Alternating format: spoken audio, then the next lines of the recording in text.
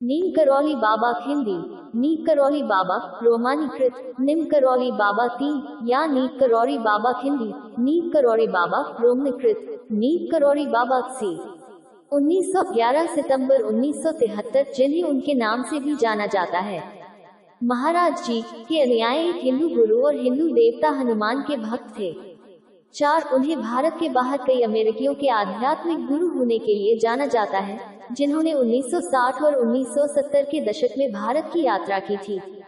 लक्ष्मण नारायण शर्मा 5 का जन्म 1900 के आसपास भारत के उत्तर प्रदेश के फिरोजाबाद जिले के अकबरपुर गांव में एक धनी ब्राह्मण परिवार में हुआ था। वह 11 वर्ष की उम्र में अपने माता पिता द्वारा विवाह किए जाने के बाद उन्होंने एक घुमंतू साधु बनने के लिए घर छोड़ दिया। बाद में वह अपने पिता के अनुरोध पर एक व्यवस्थित वैवाहिक जीवन जीने के लिए घर लौट आए। वह 2 बेटों और एक बेटी के पिता बने। 6 नीम करौली बाबा, जिन्हें उस समय बाबा लक्ष्मण दास, जिन्हें लक्ष्मण दास भी कहा जाता है, के नाम से जाना जाता था, उन्होंने 1958 में अपना घर छोड़ दिया। रामदास एक कहानी बताते हैं कि बाबा लक्ष्मण दास बिना टिकट के ट्रेन में चढ़ गए और कंडक्टर ने ट्रेन रोकने का फैसला किया और उसे फर्रुखाबाद जिले यूपी के नीम करौली गांव में ट्रेन से बाहर निकाल दिया। बाबा को ट्रेन से उतारने के बाद कंडक्टर को पता चला कि ट्रेन दोबारा नहीं चलेगी। ट्रेन शुरू करने के कई प्रयासों के बाद किसी ने कंडक्टर को सुझाव दिया कि वे साधु को ट्रेन में वापस जाने दें। नीम करौली 2 शर्तों पर ट्रेन में चढ़ने के लिए सहमत हुआ। एक, रेलवे कंपनी ने नीम करौली गांव में एक स्टेशन बनाने का वादा किया। उस समय ग्रामीणों को निकटतम स्टेशन तक कई मील पैदल चलना पड़ता था। और 2, रेलवे कंपनी अब से तपस्वियों के साथ बेहतर व्यवहार करना चाहिए। अधिकारी सहमत हो गए और नीम करौली बाबा मजाक करते हुए ट्रेन में चढ़ गए। क्या ट्रेनें शुरू करना मेरे ऊपर है। उनके ट्रेन में चढ़ने के तुरंत बाद ट्रेन चल पड़ी, लेकिन ट्रेन ड्राइवर तब तक आगे नहीं बढ़े जब तक साधु ने उन्हें आगे बढ़ने का आशीर्वाद नहीं दिया। बाबा ने आशीर्वाद दिया और ट्रेन आगे बढ़ गई। बाद में गांव में एक रेलवे स्टेशन बनाया गया। 7 बाबा कुछ समय तक गांव में रहे और स्थानीय लोगों ने उनका नाम रखा। इसके बाद वह पूरे उत्तरी भारत में बड़े पैमाने पर घूमते रहे।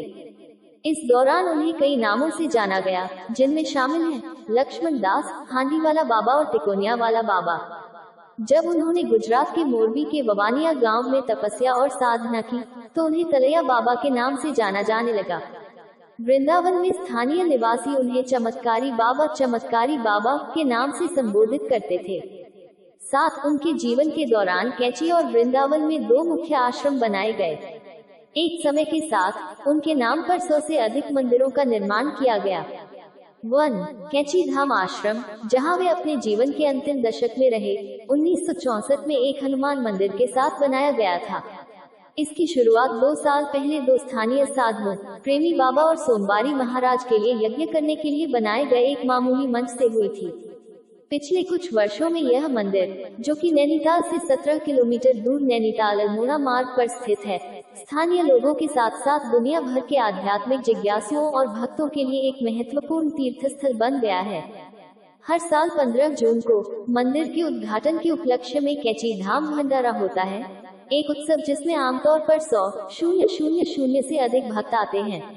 नीम करौली बाबा की मधुमेह कोमा में जाने के बाद 11 सितंबर 1973 को लगभग 1:15 बजे वृंदावन, भारत के एक अस्पताल में मृत्यु हो गई। 11:12 वह रात की ट्रेन से आगरा से नैनीताल के पास कैची 13 लौट रहे थे, जहां सीने में दर्द के कारण वह एक हृदय रोग विशेषज्ञ के पास गए थे। वह और उसके यात्रा करने वाले साथी मथुरा रेलवे स्टेशन पर उतरे थे, जहां उसे ऐंठन होने लगी और उसने श्री धाम वृंदावन ले जाने का अनुरोध किया। Opening square bracket